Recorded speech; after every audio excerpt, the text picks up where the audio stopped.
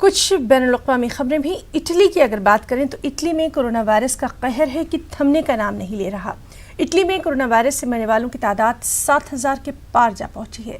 दुनिया भर में कोरोना से हलाक होने वालों की तादाद 20,000 से ज़्यादा हो गई है। हालांकि चीन में कोरोना से हलाकतों की तादाद में बतदरीज कमी देखी जा रही है।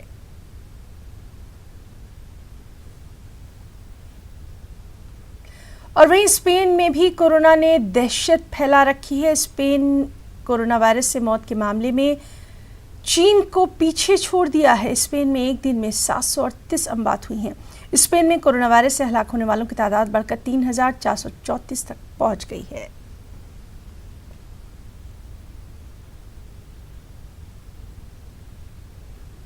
दुनिया भर में कोरोना वायरस ने कहर बर्पा कर रखा है। दुनिया भर में कोरोना से हलाकतों की तादाद 21,000 से ज़्यादा हो चुकी है।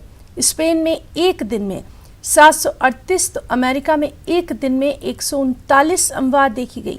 ईरान की अगर बात करें तो यहाँ एक दिन में 143 अमवात हुई हैं। इसके साथ ही ईरान में मरने वालों की तादाद 2,077 तक जा पहुंची है।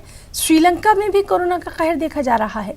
यहाँ पर कोरोना मुतासरीन की तादाद 100 के पार पहुंच चुकी है, जबकि बरतानिया में कोरोना से 422 अफराद हलाक हुए हैं।